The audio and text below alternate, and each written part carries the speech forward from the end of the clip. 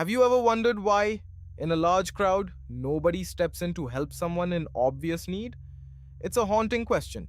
It's a chilling psychological phenomenon known as the bystander effect. To truly understand the mechanics of this human behavior, we need to look at a story. Meet Leo. It's a typical Tuesday afternoon, and he's just finished his weekly shopping trip, navigating the neighborhood with a smile on his face. Suddenly, Leo loses his footing. In an instant, his quiet afternoon is shattered and his belongings are scattered across the cold, hard pavement. Dozens of people are nearby. They see him struggle to get up. They hear the clatter of the cans. And yet, for several long minutes, no one stops to help. They keep moving, eyes fixed on their own private destinations. To an outside observer, it looks like a collective lack of empathy, a coldness in the heart of the city. But are these people truly heartless? Social psychology suggests something far more complex and subconscious is at play in their minds. The first major factor is called the diffusion of responsibility. It's a psychological trick that happens when we are in a group setting.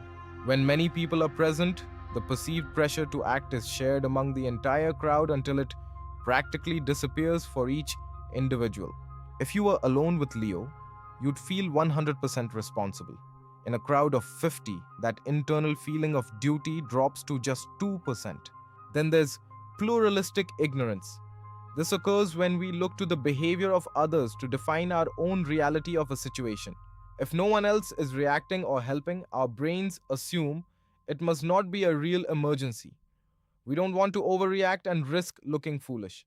We look for social cues. When we see a crowd of calm, inactive people, we mirror that behavior, even if our gut tells us something is wrong. This phenomenon gained worldwide fame after the tragic 1964 case of Kitty Genovese, where many heard her cries, but very few took action to help. Modern research continues to confirm these findings. The larger the crowd, the less likely any single person is to intervene and provide assistance. But the spell of the bystander effect can be broken. All it takes is one single person to make a conscious choice to step out of the flow. As soon as she acts, the pluralistic ignorance shatters for everyone else watching. They now see that helping is the correct social behavior. A ripple effect begins. The presence of one helper gives others the unspoken permission they needed to follow their own empathetic instincts. In mere moments, the situation is resolved. The crowd is no longer a collection of strangers, but a small, temporary community built on kindness. How can you break this cycle? If you are ever the victim, point at one specific person and say, "You in the blue shirt, I need help." By giving specific instructions, you remove the diffusion of responsibility. You are making that one individual 100% accountable.